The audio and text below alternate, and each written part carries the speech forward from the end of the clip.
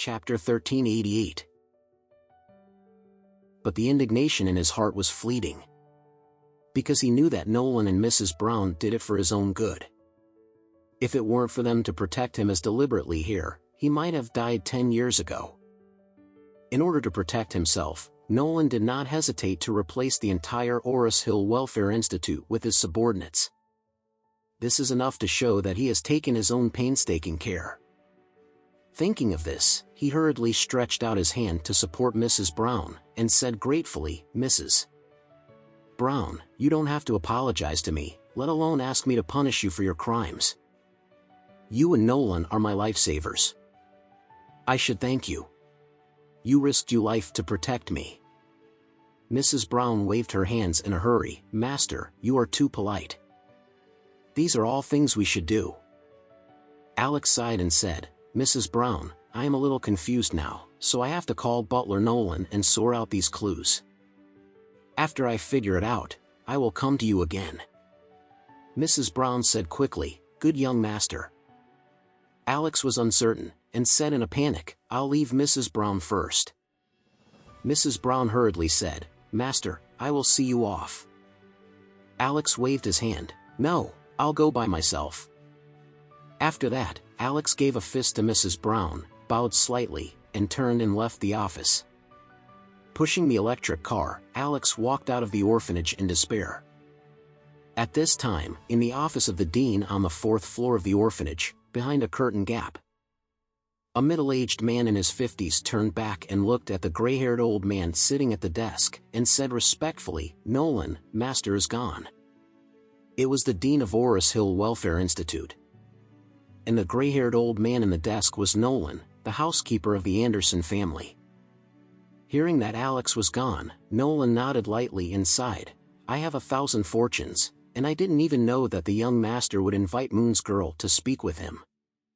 Upon hearing the news, I immediately rushed over from Eastcliff. But it's still late. The dean asked him, "Nolan, there is something unclear below. You said." The dean said in confusion, "Mrs. Brown doesn't know this at all. Why do you want her to recite this line of lines to lie to the young master?" After speaking, he said again, "At the beginning I did propose to choose a suitable woman from reliable servants to take care of the young master, but you must disagree. I must hire someone from the society who knows nothing. Volunteer, I just recruited Mrs. Brown. She is the only staff member in the entire orphanage, but why do you have to tell her to lie now? Would you like to tell her this? What is she?" "I don't know." No matter how much the young master questioned her, it would be impossible to get any information. She didn't know anything, and naturally, the young master would not see any clues. Nolan said with emotion, the reason why he didn't agree to use Anderson's servants to take care of the young master was because he was afraid that the young master would see the flaws when she gets along with the young master day and night. Think about it. This person has to take care of the young master for 10 years. What if he accidentally misses his mouth at any time and calls out the young master? What if he takes a nap one day and says something that shouldn't be said in a dream? What should I do? The young master was only 8 years old. I definitely can't let him know that everything around him was arranged by others. Because of this, I want someone who doesn't know him to take care of him personally. Only in this way can he live in it and live the life of an ordinary orphan. Because of this, he has not eaten well and dressed well these years.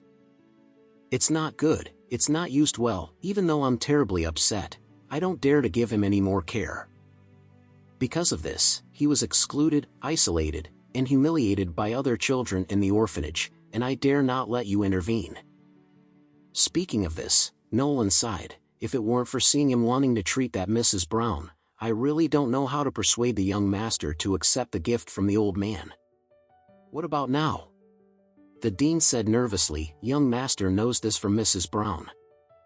He will contact you immediately and find a way to find out who killed his parents. He might even return to Eastcliff. If someone in the Anderson family is unfavorable to him, can the young master resist it?" Nolan said indifferently, "The young master has a title in Orris Hill, called the Real Dragon on Earth. this was not created by the young master himself. It was spontaneously sent to him by figures like Horace Hill who have a head and face. This proves that the young master is by no means weak. He's not an ordinary person. If you want to deal with it, you can deal with it. After that, he said in a deep voice, although the old man's body is not very good, he can still carry it for a few more years. I originally didn't want the young master to return to Eastcliff so early, but I never dreamed that he would meet Moon's girl. Moon's father and daughter have been looking for him for so many years. Once they come across, they will inevitably tell him what happened. By then, the young master will naturally know that there is some manipulation behind all this, and the facts have proved that I guessed right. So, instead of this, why bother keep hiding from the young master? Moreover, in this orphanage, he has been the closest to Mrs. Brown since he was a child. These words are spoken from her mouth, and the effect is much better than that from mine.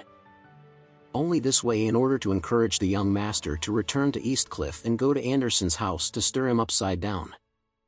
Speaking of this, Nolan was already in tears. He trembled and said, "Old and incompetent, he can't repay the second son's blood. Now, let the young master personally repay the second son and the second wife for this hatred. In that case, the old man is dead, and he can look down."